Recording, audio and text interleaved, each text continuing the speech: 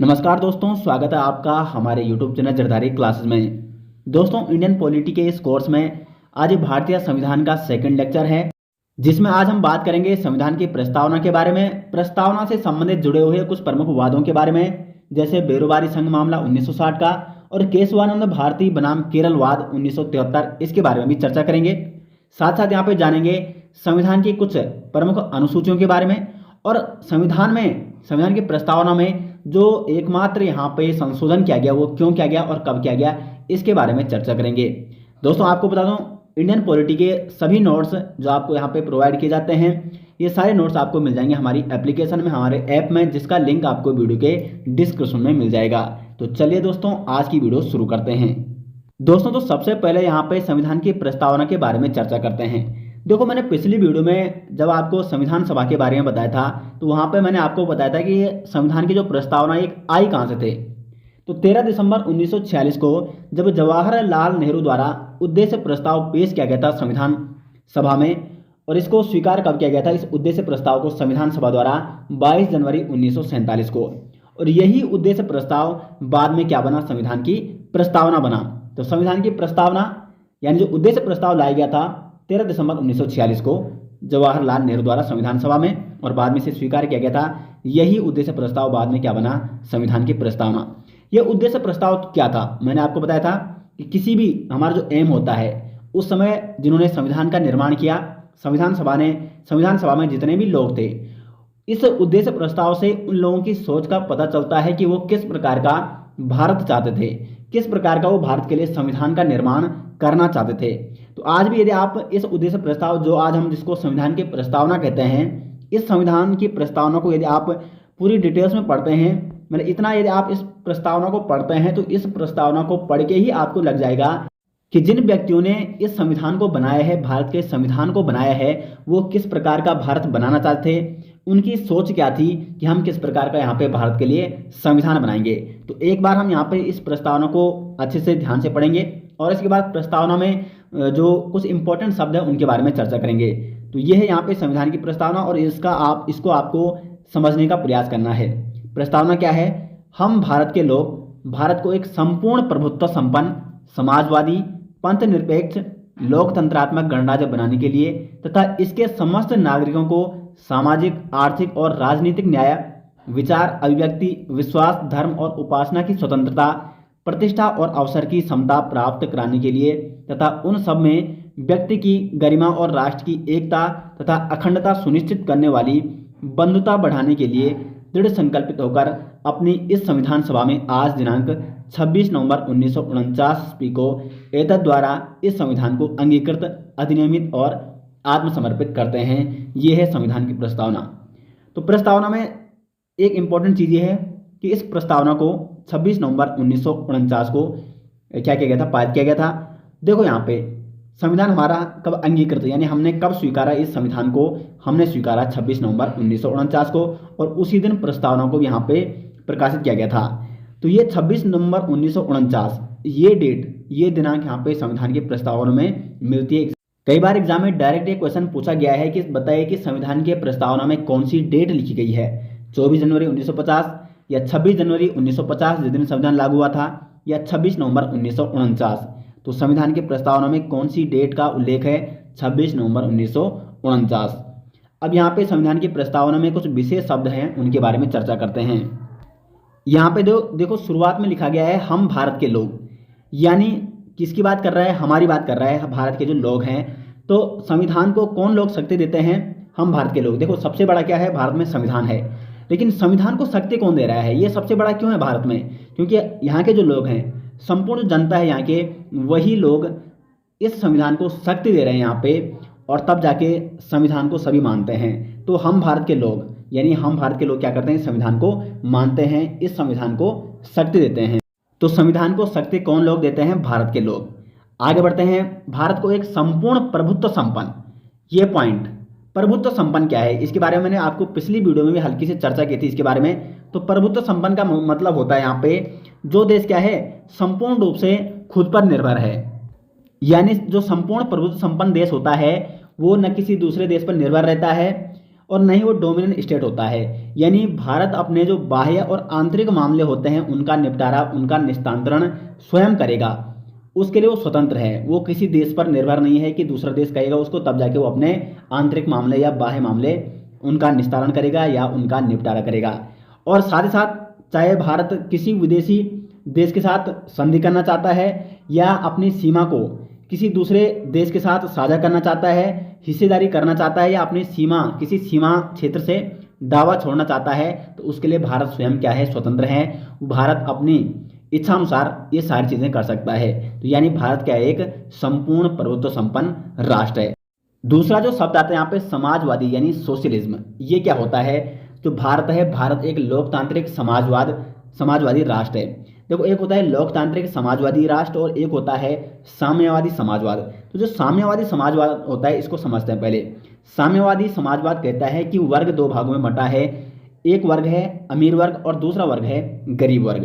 तो जो अमीर वर्ग के लोग हैं, अमीर वर्ग के जो तबके के लोग हैं, वो गरीब वर्ग के लोगों पर क्या करते हैं, जाति करते हैं, कुल मिला के वो गरीब वर्गों को दबाने की कोशिश करते हैं। और साम्यवादी समाजवाद कहता है गरीब वर्ग को कि तुम्हें क्रांति करनी पड़ेगी, तुम्हें संघर्ष करना पड़ेगा, तब जाके तुम उनके बराबर पहुंच पाओगे। जबकि जो जैसे भारत है लोकतांत्रिक समाजवाद, भारत का मानना है कि जो समाज है वो हमारी दृष्टि से क्या है, एक समान है। चाहे वो गरीब है चाहे वो अमीर है, सभी को समान हक मिलना चाहिए, समान अधिकार मिलने चाहिए। कुल मिला के जो असमानता है गरीबी और अमीरी में, उसको क्या करना है, समाप्त करना है। यही है लोकतांत्रिक समाजवाद और इसी प्रकार का है भारत। भारत क्या है, लोकतांत्रिक समाजवाद। और जो भारत का समाजवाद है वो गांधीवादी समाजवाद की और ज़्यादा झुकाव देता है। भारत का समाजवाद कैसा है, गांधीवादी समाजवाद। तो लोकतांत्रिक समाजवाद है भारत का। तो आप समझ गए होंगे प्रभुत्व संपन्न क्या होता है और समाजवादी क्या होता है। उसके बाद है पंथ निरपेक्ष। पंथ निरपेक्ष या इसे धर्म निरपेक्ष भी कहा जाता है। यानी जो भारत है वो उसका अपना कोई विशेष धर्म नहीं है, वो सभी धर्मों को समान दृष्टि से देखता है। कोई पर्टिकुलर धर्म नहीं है भारत का। भारत न हिंदू राष्ट्र है न मुस्लिम राष्ट्र है। कुल मिला के भारत क्या है, एक पंथ निरपेक्ष राष्ट्र है। भारत का अपना स्वयं का कोई धर्म नहीं है, सभी धर्म समान है भारत की दृष्टि से। इसी को कहते हैं पंथ निरपेक्ष। दूसरा शब्द है यहाँ पे लोकतंत्रात्मक। लोकतंत्रात्मक मतलब आप शब्द से ही समझ सकते हो, लोगों का सिस्टम, लोगों का शासन, लोग मतलब जनता का ही शासन। देखो, अब्राहम लिंकन ने इस चीज़ के बारे में एक बात कही है लोकतंत्रात्मक राष्ट्र के बारे में, जनता का, जनता के लिए और जनता के द्वारा शासन। यानी इस देश में जो शासन करते हैं, जो सरकार यहाँ पे देश को चलाती है, उसका चुनाव किसके द्वारा किया जाता है, यहाँ की जनता के द्वारा। लोगों द्वारा निर्वाचित लोग ही क्या करते हैं, सरकार को चलाते हैं, देश को चलाते हैं। यानी अगर जैसे हमारे भारत में क्या होता है, प्रधानमंत्री, इनका निर्वाचन किया जाता है, पहले संसद का चुनाव होता है, उसके बाद वो उनमें से मिलकर एक क्या बनता है, प्रधानमंत्री बनता है। और कितने साल के लिए बनता है, 5 साल के लिए बनता है। यानी इन 5 सालों में यदि किसी सरकार ने अच्छा कार्य नहीं किया, विकास नहीं किया, तो यहाँ की जो जनता है वो अगले 5 सालों में उसको हटाकर दूसरी सरकार को निर्वाचित कर सकते हैं। ये लोगों के पास अधिकार है। तो लोकतंत्रात्मक यानी लोगों के पास निर्वाचन करने का क्या यहाँ पे अधिकार है। लोग ही यहाँ पे क्या करते हैं, सरकार को निर्वाचित करते हैं। उसके बाद एक और शब्द आता है गणराज्य। गणराज्य का मतलब होता है यहाँ पे कि राज्य का जो प्रमुख होता है, भारत देखो, जब मैं राज्य की बात करूँ तो आपने भारत के बारे में सोचना है, आपने देश के बारे में सोचना है। मैं उस राज्य की बात नहीं कर रहा हूँ जिसमें जो स्टेट हैं, जैसे हमारे देश में 28 राज्य हैं, उन राज्यों की बात नहीं कर रहा हूँ। राज्य का मतलब यहाँ पे क्या है, भारत से है। तो भारत का प्रमुख क्या होता है, राष्ट्रपति होता है। और राष्ट्रपति कैसे होता है, निर्वाचित किया जाता है, न कि राष्ट्रपति मतलब कोई ऐसी नहीं है कि वो वंशानुगत बनता है। जैसे पहले क्या होता, पहले राजा महाराजा आपने देखने होंगे, राजा का बेटा जो बड़ा बेटा होता वो राजा बनता था, यानी वंशानुगत चलता था। जो उस राज्य का प्रमुख होता था, राजा होता था, उसे कहते हैं वंशानुगत। लेकिन भारत कैसा है, गणराज्य देश है। यहाँ पे जैसे राष्ट्रपति हो गया तो उसके बाद उसका बेटा नहीं बल्कि जो निर्वाचित किया जाएगा उसी को राष्ट्रपति बनाया जाएगा। राष्ट्रपति यानी जो राज्य का प्रमुख होता है उसका भी यहाँ पे क्या किया जाता है, चुनाव किया जाता है, उसका भी निर्वाचन किया जाता है, तब जाके वो राज्य का या राष्ट्र का प्रमुख बनता है। तो गणराज्य यानी यहाँ का जो प्रमुख होगा उसका भी निर्वाचन किया जाएगा। तो ये कुछ प्रमुख शब्द थे जो आपको यहाँ पे समझ में आ गए होंगे। देखो, इन शब्दों से आपको साफ साफ समझ में आ गया होगा कि उस समय जिन लोगों ने संविधान बनाया वो किस प्रकार का भारत चाहते थे। प्रभुत्व संपन्न भारत चाहते थे, समाजवादी भारत चाहते थे, पंथ निरपेक्ष हो, लोकतंत्रात्मक हो और यहाँ पे गणराज्य भारत हो। तो इस प्रकार का ये भारत चाहता है। यानी भारत की प्रकृति कैसी है? प्रभुत्व संपन्न है, समाजवादी है, पंथ निरपेक्ष है, लोकतंत्रात्मक है और गणराज्य। उसके बाद यहाँ पे तीन प्रकार के न्यायों की बात की गई है। कई बार एग्जाम में डायरेक्ट देखो प्रस्तावना से कई प्रकार के क्वेश्चन पूछे जाते हैं और इसी मतलब ये जो लिखी गई है ना इतनी प्रस्तावना इस बॉक्स के अंदर, यहीं से कई प्रकार के क्वेश्चन बन सकते हैं। क्वेश्चन आ सकता है कि प्रस्तावना में कितने प्रकार की न्याय की बात की गई है? तीन प्रकार की न्याय की बात, सामाजिक, आर्थिक और राजनीतिक न्याय की बात की गई है प्रस्तावना में। तो सामाजिक जो न्याय है इसका मतलब है कि समाज में उसको बिल्कुल समान अधिकार दिए जाने चाहिए, न उसके साथ धर्म के आधार पर, लिंग के आधार पर, यानी समाज में उसके साथ कोई भेदभाव नहीं किया जाना चाहिए। इसका न्याय, अगर किसी के साथ भेदभाव किया जाता है सामाजिक रूप से तो उसको वहाँ पे न्याय दिया जाएगा। आर्थिक रूप से यानी किसी कोई गरीब अमीर इसका भेदभाव नहीं होना चाहिए। उद्देश्य यही है, इस संविधान का उद्देश्य यही था कि सभी को बराबर पे लाना है, जो अधिक गरीब है उसको उठाना है, ठीक है, और सभी को समान लाना है। यहाँ पे ऐसा नहीं होगा कि जो गरीब है उसके साथ भेदभाव किया जा रहा है और जो अमीर है उसकी इज्जत की जा रही है। यानी सबकी समान यहाँ पे इज्जत होनी चाहिए और सबको समान यहाँ पे हर चीज़ में अवसर मिलने चाहिए। तो आर्थिक रूप से भी सभी को समान न्याय यहाँ पे दिया जाना चाहिए। ऐसा नहीं कि गरीबों को यहाँ पे कुचला जा रहा है और अमीरों को यहाँ पे बिल्कुल मतलब वो कुछ भी कर रहे हैं उससे कोई प्रॉब्लम नहीं है। तो ऐसा नहीं होता है, सभी को यहाँ पे समान प्रकार से न्याय दिया जाना चाहिए, वहाँ पे गरीबी और अमीरी नहीं देखी जाएगी। राजनीति क्या है? तो राजनीति का मतलब ये है कि हर व्यक्ति को समान राजनीतिक अधिकार प्राप्त होंगे। कोई भी व्यक्ति राजनीति में आ सकता है, आप में से कोई भी उठकर पॉलिटिक्स में जा सकता है, तो इसे कहा जाता है राजनीतिक न्याय। आगे बढ़ते हैं, यहाँ पे स्वतंत्रता की बात की गई। यहाँ पे तो कितनी स्वतंत्रता यहाँ पे बात की गई है? विचार की स्वतंत्रता की बात की गई है, अभिव्यक्ति की स्वतंत्रता की बात की गई है, विश्वास, धर्म और उपासना की स्वतंत्रता की यहाँ पे बात की गई है। यानी भारत में जो जो भारत का नागरिक है, भारत में जो व्यक्ति रह रहा है उसको ये सारी स्वतंत्रता यहाँ पे दी गई है। वो अपने विचार प्रस्तुत कर सकता है, अभिव्यक्ति इसको स्वतंत्रता है। विश्वास, धर्म, यानी यहाँ पे किसी को भी अपने धर्म को मानने में, चाहे वो मुस्लिम है, चाहे वो हिंदू है, चाहे वो सिख है, चाहे वो ईसाई है, सबको अपने धर्म के अनुसार यहाँ पे चलने की क्या है? स्वतंत्रता है। सबको अपने धर्म को मानने की यहाँ पे क्या है? स्वतंत्रता है। उपासना भी वो कर सकता है अपने धर्म के अनुसार, या जो भी उसको उपासना करनी है इस चीज़ की उन्हें स्वतंत्रता दी जाती है। उसके बाद यहाँ पे प्रतिष्ठा और अवसर की समानता, कितनी समता की बात की गई है? प्रतिष्ठा और अवसर में समानता। प्रतिष्ठा, सभी को समान प्रतिष्ठा दी जानी चाहिए। अवसर, जैसे ऐसा नहीं है कि गवर्नमेंट जॉब उसी को दी जाएगी जिसका पिता गवर्नमेंट जॉब होगा। यानी गवर्नमेंट जॉब में अगर सरकारी नौकरी में अवसर प्रदान किया जाना है तो सबको यहाँ पे समान अवसर प्रदान किया जाएगा। इसी प्रकार की समता की यहाँ पे बात की गई है प्रस्तावना में। समता प्राप्त करने के लिए था उन सब में व्यक्ति की गरिमा और राष्ट्र की एकता तथा अखंडता, ठीक है, एकता और अखंडता सुनिश्चित करने वाली बंधुता मतलब भाईचारा को बढ़ावा देना के लिए दृढ़ संकल्पित होकर अपनी इस संविधान सभा में आज दिनांक 26 नवंबर 1949, तो कौन सी डेट है यहाँ पे प्रस्तावना में लिखी गई है? 26 नवंबर 1949 की, जिस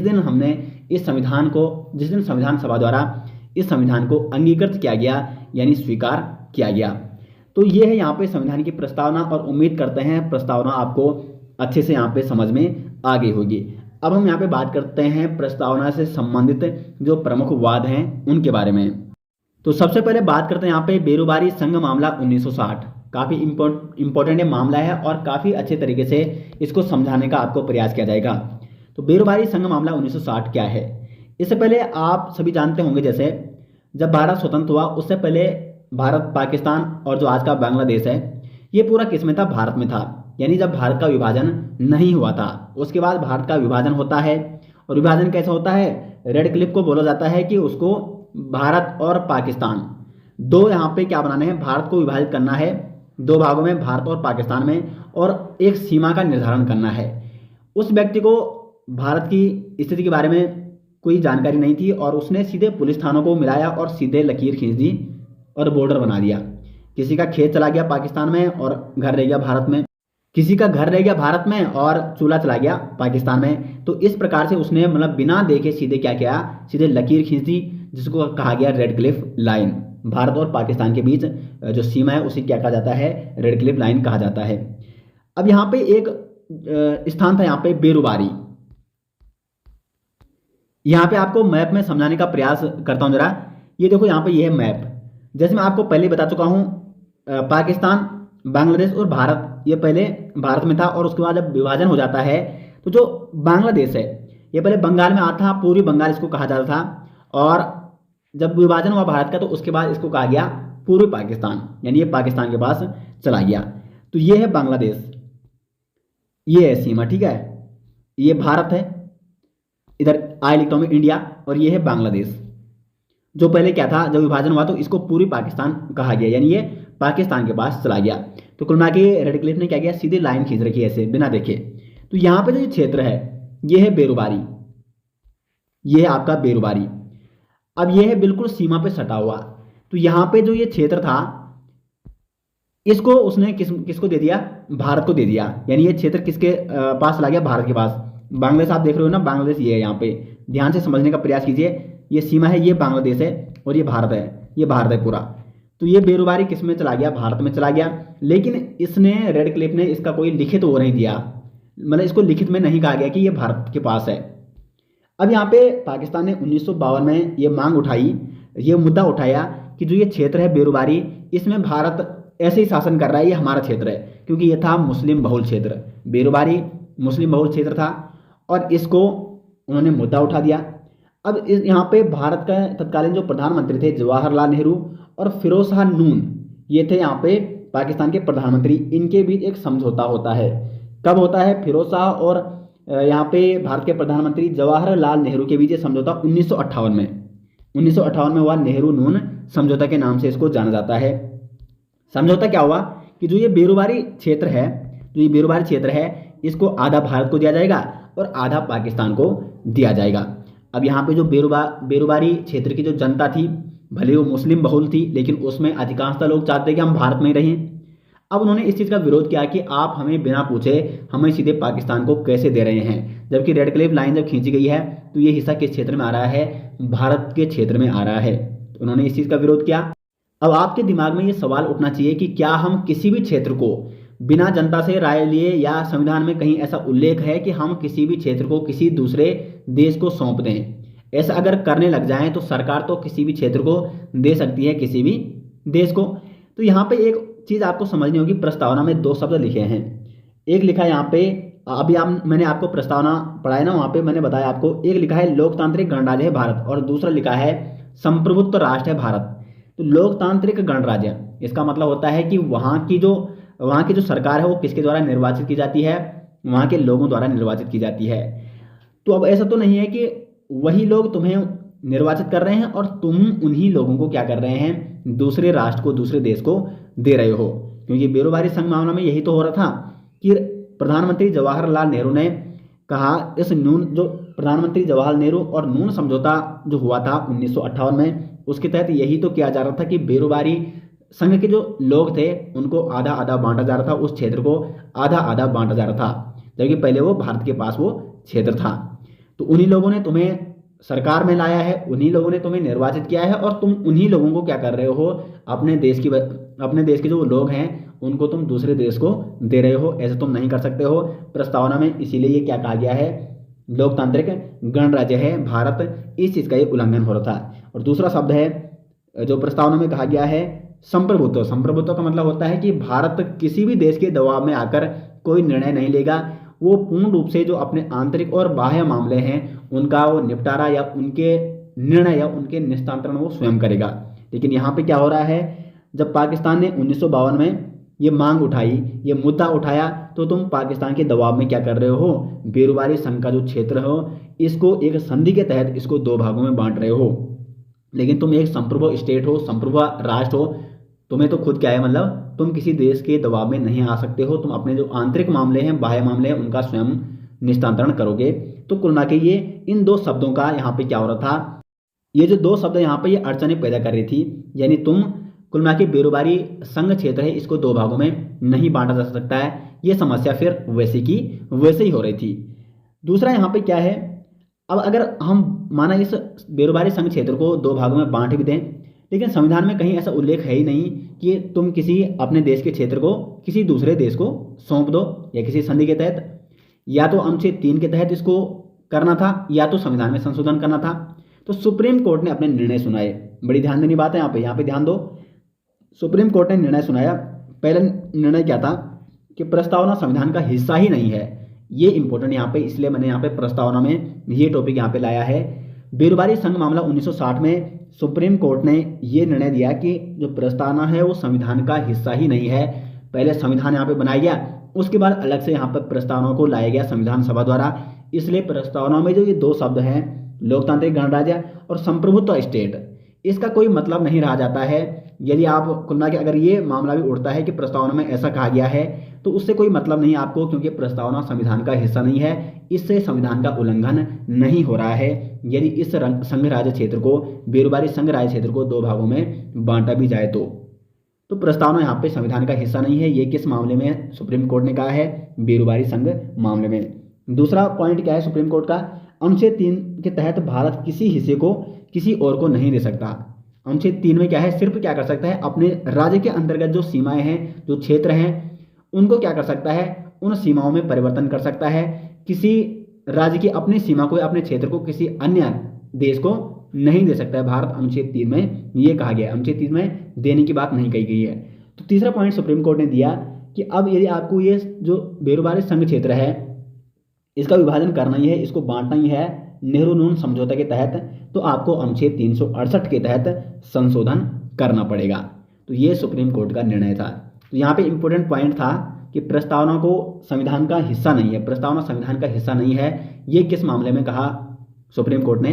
बेरोजगारी संघ मामला 1960 में। सुप्रीम कोर्ट के इस फैसले के बाद सरकार ने क्या किया? नवा संविधान संशोधन 1960 के तहत बेरोजगारी संघ क्षेत्र को, बेरोजगारी राज्य क्षेत्र को किसको दे दिया? पाकिस्तान को दे दिया। और इसमें फिर प्रस्तावना ने कोई अड़चन पैदा नहीं की, क्योंकि प्रस्तावना यहाँ पे सुप्रीम कोर्ट ने इस मामले में ये माना कि प्रस्तावना जो है वो संविधान का हिस्सा नहीं है। क्योंकि अगर प्रस्तावना संविधान का हिस्सा होता तो फिर वो दो शब्द जो वहाँ पे प्रस्तावना में लिखे गए हैं, उन शब्दों का यहाँ पे पालन नहीं हो रहा था, इसलिए संविधान का उल्लंघन हो रहा था। और संविधान का उल्लंघन कोई भी सरकार नहीं कर सकती है। संविधान सर्वोपरि है यहाँ पे। इसलिए यहाँ पे क्या किया गया, क्या कहा गया कि प्रस्तावना संविधान का हिस्सा ही नहीं है। और हाल ही में एक वर्ष 2015 में 6वां संविधान संशोधन किया गया, जिसके तहत कुछ भारतीय क्षेत्र को बांग्लादेश को सौंपा गया। अब यहाँ पे आया केशवानंद भारती बनाम केरलवाद 1973। इसमें जो सुप्रीम कोर्ट है उसने कहा कि जो प्रस्तावना है वो संविधान का हिस्सा है। अब आपको ये सोचना चाहिए कि ऐसा क्या हुआ इस केस में, इस वाद में, कि जबकि बेरोजगारी संघ मामले में सुप्रीम कोर्ट ने साफ साफ कहा था कि प्रस्तावना संविधान का हिस्सा नहीं है, जबकि इस मामले में सुप्रीम कोर्ट क्या कह रहा है कि जो प्रस्तावना है वो संविधान का हिस्सा है। तो केशवानंद भारती बनाम केरलवाद जो 1973 में आया, ये था आपका केरल लैंड रिफॉर्म से संबंधित। लैंड रिफॉर्म यानी जो भू कानून बनाए थे केरल राज्य सरकार ने, उससे संबंधित मामला था। इसमें क्या हो रहा था कि मठ की संपत्ति का जो अधिकार था किसके पास? केशवानंद भारती के पास, उन अधिकारों को छीन लिया गया था। केशवानंद भारती एक मठाधिकारी थे और इनसे इनके मठ के संपत्ति के अधिकार छीन लिए थे। तो सुप्रीम कोर्ट, फिर ये सुप्रीम कोर्ट में गए और सुप्रीम कोर्ट ने यहाँ पे कुछ फैसले सुनाए। क्योंकि उस समय क्या होता है कि यहाँ पे सरकारें बहुत सारे क्या कर रही थी, संविधान में परिवर्तन कर रही थी। और सुप्रीम कोर्ट ने सोचा कि कहीं ऐसा ना हो जाए कि जो संविधान का बेसिक स्ट्रक्चर है, जो संविधान है, उसी को परिवर्तित न कर दे सरकार। इसलिए सरकार पे कुछ ना कुछ कंट्रोल यहाँ पे लगाना होगा। और केशवानंद भारती बनाम केरलवाद 1973, इसको जाना ही जाता है कि इसने संविधान के बेसिक स्ट्रक्चर, मूल ढांचे को बचाया।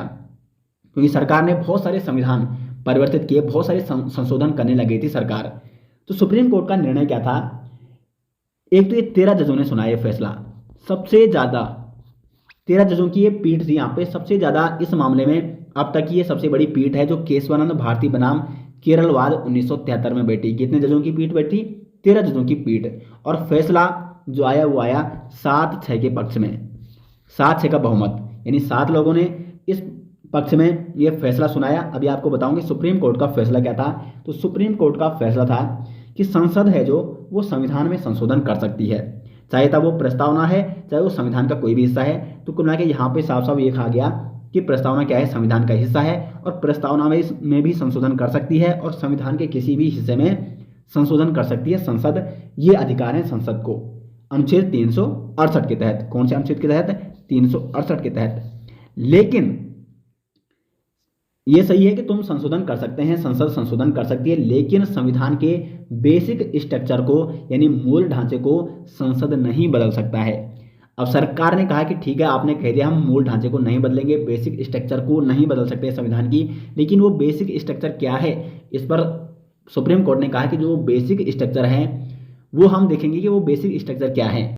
कोई भी ऐसा मामला आता है यदि किसी भी व्यक्ति के मौलिक अधिकारों का हनन होता है तो पहले उस फैसले को कौन देखेगा, उस केस को कौन देखेगा, सुप्रीम कोर्ट देखेगा।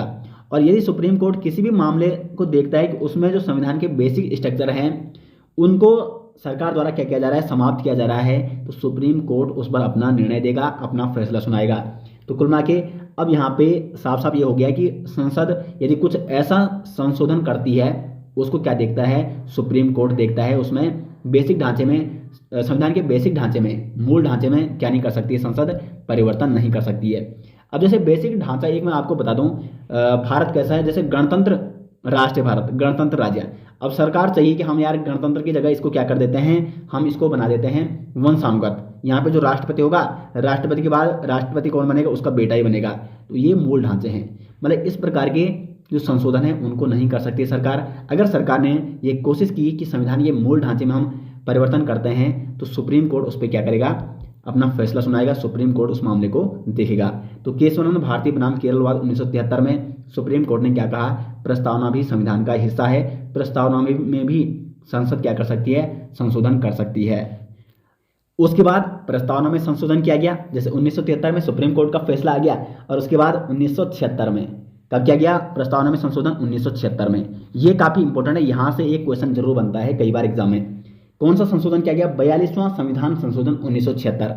अब क्या संशोधन किया गया प्रस्तावना में 1976 में 42वें संविधान संशोधन के अनुरूप, तो इसमें क्या गया, प्रस्तावना में 3 शब्द जोड़े गए। कौन कौन से, समाजवाद यानी सोशलिज्म, पंथ निरपेक्ष या इसको धर्म निरपेक्ष आप कह सकते हैं, सेकुलर, और तीसरा जोड़ा गया अखंडता। तो 3 शब्द प्रस्तावना में कब जोड़े गए, 42वें संविधान संशोधन में, 42वें संविधान संशोधन के तहत 1976 में। कई बार एग्जाम में पूछा जाता है। और ये जो 42वां संविधान संशोधन किया गया ये कब प्रभाव में आया, 3 जनवरी 1977 को। ये जो 3 शब्द जोड़े गए प्रस्तावना में, ये कब प्रभाव में आए, 3 जनवरी 1977 को। तो संविधान प्रस्तावना में संशोधन कब किया गया, 1976 में 42वें संविधान संशोधन के तहत। ये काफ़ी इंपॉर्टेंट है और यहाँ से कई बार इस प्रकार के क्वेश्चन बनते हैं कि बताइए कि कौन सा शब्द प्रस्तावना में संशोधन के बाद जोड़ा गया, 42वें संविधान संशोधन के बाद। समाजवाद, पंथ निरपेक्ष और अखंडता, ये 3 शब्द आपको नोट करने हैं। तो दोस्तों अभी तक आपने प्रस्तावना के बारे में काफ़ी चीज़ें यहाँ पे आपने समझ ली होगी। प्रस्तावना क्या है, प्रस्तावना से संबंधित जो कुछ विशेष शब्द हैं उनके बारे में हमने चर्चा की, और प्रस्तावना से संबंधित कुछ वाद, प्रस्तावना संविधान का हिस्सा है या नहीं है। तो पहले बेरोजगारी संघ मामले में क्या कहा गया कि प्रस्तावना संविधान का हिस्सा नहीं है, जबकि उसके बाद जो आया केशवानंद भारती बनाम केरलवाद, उसमें सुप्रीम कोर्ट ने कहा कि प्रस्तावना संविधान का हिस्सा है। अब हम बात करते हैं संविधान के कुछ प्रमुख अनुसूचियों के बारे में। तो संविधान में कितनी अनुसूचियां हैं, मूल रूप से संविधान में कितनी अनुसूचियां हैं, मूल रूप से हैं 8 अनुसूचियां। जब 26 नवंबर 1949 को संविधान सभा द्वारा संविधान को अंगीकृत किया गया, यानी संविधान को स्वीकारा गया, तो उस समय यानी जो संविधान बताया गया संविधान सभा द्वारा, जो संविधान पेश किया गया उसमें मूल रूप से कितनी 8 अनुसूचियां थी। लेकिन उसके बाद अनुसूचियों की संख्या बढ़ाई गई और अब टोटल कितनी अनुसूचियां हैं संविधान में, 12 अनुसूचियां। तो पहले हम इन 8 अनुसूचियों के बारे में चर्चा करेंगे और उसके बाद अलग से जो ये 4 अनुसूचियां हैं 9, 10, 11, 12 इनके बारे में भी चर्चा करेंगे। तो प्रथम जो अनुसूची है वो कहती है कि भारतीय संघ के राज्यों एवं संघ शासित क्षेत्रों का उल्लेख, यानी भारतीय संघ में जो राज्य शामिल हैं, अभी वर्तमान में कितने 28 राज्य और कितने केंद्र शासित प्रदेश हैं, 8 केंद्र शासित प्रदेश। तो इन 28 राज्यों और 8 केंद्र शासित प्रदेशों का नाम है प्रथम अनुसूची में। दूसरी अनुसूची यहाँ पे भारत राज्य व्यवस्था के विभिन्न पदाधिकारी, कौन कौन से पदाधिकारी, जैसे राष्ट्रपति हो गया, राज्यपाल हो गया, लोकसभा के अध्यक्ष उपाध्यक्ष हो गए और न्यायाधीश हो गए, सुप्रीम कोर्ट के, उच्च न्यायालय के। तो इन पदाधिकारियों को प्राप्त होने वाले जो वेतन, पेंशन और भत्ते हैं, वेतन भत्ते, उनका उल्लेख मिलता है आपको दूसरी अनुसूची में। और तीसरी अनुसूची में इन सभी पदाधिकारियों, जो ये सभी पदाधिकारी हैं, इनके पद ग्रहण के समय जो ली जाने वाली शपथ है वो है तीसरी अनुसूची में। तो देखो प्रथम में क्या है, राज्यों और केंद्र शासित प्रदेशों के नाम। दूसरे में क्या है, जो भी पदाधिकारी हैं उनके वेतन के बारे में। और तीसरी क्या है, जब वो वेतन लेंगे तो कोई भी वेतन लेने के लिए क्या करता है, जॉब करता है, तो इसीलिए वो जब उनको वेतन मिलेगा तो वो फिर वो शपथ लेंगे कि हाँ हमें क्या मिल रहा है, वेतन मिल रहा है, इसलिए हम शपथ लेते हैं। तो इस प्रकार से आप इसको शॉर्ट ट्रिक के माध्यम से नोट कर सकते हैं। वेतन के बाद क्या है, यहाँ पे शपथ है। चौथी अनुसूची में क्या है, ये काफी इंपॉर्टेंट है, कई बार एग्जाम में बनती है। राज्यों तथा केंद्र शासित प्रदेश के लिए राज्यसभा में प्रतिनिधित्व। देखो यहाँ पे जो हमारी क्या है, संसद है, इसके 2 सदन है, लोकसभा और राज्यसभा। तो राज्यसभा में राज्यों तथा केंद्र शासित प्रदेशों के प्रतिनिधित्व के बारे में, यानी राज्यों से राज्यसभा में कितनी सीट होगी और केंद्र शासित प्रदेशों से राज्यसभा में कितनी सीट होंगे, उसका विवरण आपको कहाँ मिलेगा, चौथी अनुसूची में। पांचवी अनुसूची, यहाँ पे अनुसूचित क्षेत्रों और अनुसूचित जनजाति क्षेत्रों के प्रशासन और नियंत्रण के बारे में उल्लेख मिलता है। जबकि छठी अनुसूची मिलता है, यहाँ पे भी जनजातीय क्षेत्रों के बारे में उल्लेख मिलता है, लेकिन सिर्फ 4 राज्यों असम, मेघालय, त्रिपुरा और मिजोरम राज्यों के जनजातीय क्षेत्रों के प्रशासन के बारे में यहाँ पे प्रावधान दिया गया है। तो एग्जाम में कई बार इस प्रकार के क्वेश्चन भी बनते हैं कि बताइए कि किन अनुसूची में जनजातीय क्षेत्रों के बारे में प्रावधान है। तो 2 अनुसूचियों में, 5वीं और 6ठी में, लेकिन 6ठी में सिर्फ 4 राज्यों के लिए स्पेशल यहाँ पे जनजातीय क्षेत्रों के प्रावधान का उल्लेख मिलता है। आगे बढ़ते हैं, 7वीं अनुसूची में क्या है। तो 7 से आपको ध्यान देना है, शक्ति, 7 शक्ति मिल रहा है ना आपस में, 7 शक्ति। तो 7वीं में क्या है, देखो 5वीं 6ठी आपस में मिलती जुलती है और 7वीं क्या है, 7वीं से शक्ति, यानी यहाँ पे केंद्र और राज्यों के बीच शक्तियों के बंटवारे के बारे में उल्लेख मिलता है। 3 सूचियां यहाँ पे, संघ सूची, राज्य सूची और समवर्ती सूची। संघ सूची क्या है, यहाँ पे संघ सूची का मतलब है कि संघ सूची में जितने भी विषय हैं उस पे कानून बनाने का अधिकार किसका होगा, वो होगा संघ का, केंद्र का। राज्य सूची है, राज्य संबंधित, देखो जो राज्य सूची में जो विषय रखे गए हैं इसमें कानून बनाने का अधिकार किसका होगा, वो होगा राज्य का। जबकि जो समवर्ती सूची है इसमें जो विषय रखे गए हैं इसको कभी डिटेल से आपको अलग से अभी बताएंगे आगे नेक्स्ट वीडियो में। समवर्ती सूची में कुछ ऐसे विषय हैं जिन पे निर्णय, जिस पे कानून बनाने का अधिकार दोनों का होगा, लेकिन फिर भी वरीयता किसको दी जाएगी, केंद्र को दी जाएगी। तो 7वीं अनुसूची में क्या है, शक्ति का बंटवारा है केंद्र और राज्य के बीच। शॉर्ट ट्रिक क्या है 7वीं की, शक्ति, 7 से शक्ति, ये इसमें मिल रहा है। 8वीं अनुसूची में क्या है, भाषाओं का उल्लेख है, 22 भाषाओं का उल्लेख, लेकिन मूल रूप से इसमें 8वीं अनुसूची में थी 14 भाषाएं और अभी वर्तमान में 22 भाषाओं का उल्लेख है 8वीं अनुसूची में। अब बात आते हैं 9वीं, 10वीं, 11वीं, 12वीं, इनके बारे में थोड़ा डिटेल्स चर्चा करते हैं। देखो 9वीं सूची क्या है, इससे पहले जैसे मैं आपको पहले ही बता चुका हूं कि संविधान में मूल रूप से 8 अनुसूचियां थी।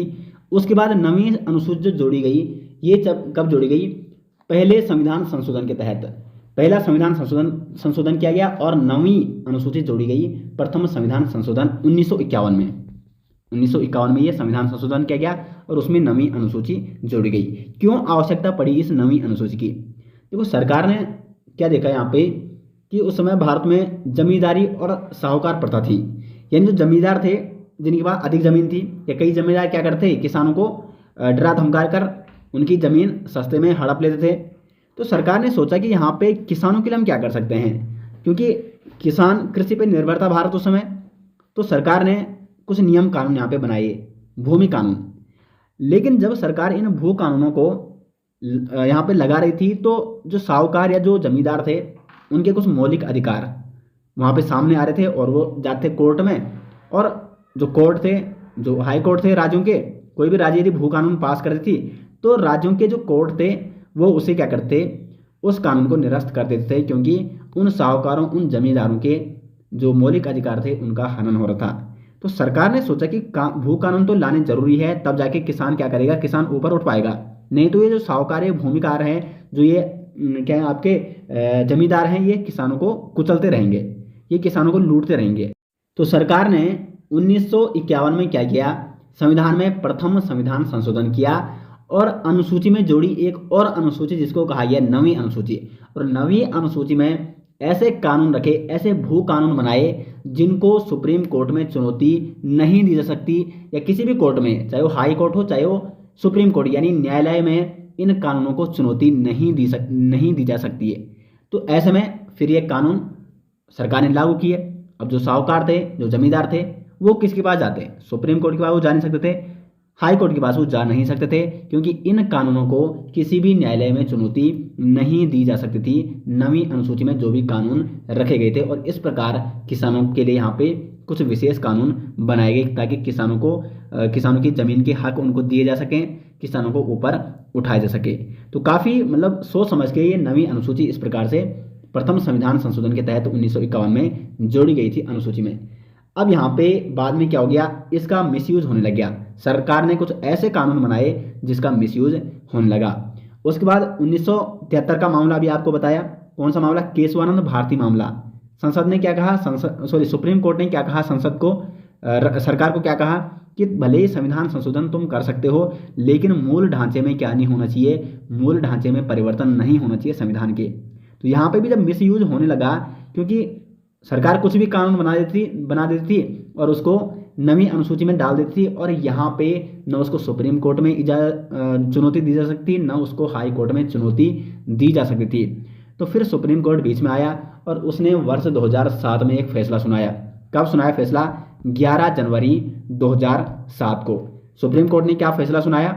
9 सदस्यीय पीठ ने फैसला सुनाया कि 24 अप्रैल 1973 को, जब केशवानंद भारती मामले में सुप्रीम कोर्ट ने जिस दिन फैसला सुनाया था 1973 को, केशवानंद भारती मामले के बाद, यानी 24 अप्रैल 1973 के बाद संविधान की 9वीं अनुसूची में जो भी कानून सरकार ने शामिल किए हैं, उनको न्यायालय में क्या दिया जा सकता है? उनको न्यायालय में चुनौती दी जा सकती है, यानी न्यायालय उसकी न्यायिक समीक्षा कर सकता है। 24 अप्रैल 1973 के सभी मामले जो 9वीं अनुसूची में डाले गए हैं, उससे पहले के जो मामले हैं उनको न्यायालय में चुनौती नहीं दी जा सकती है।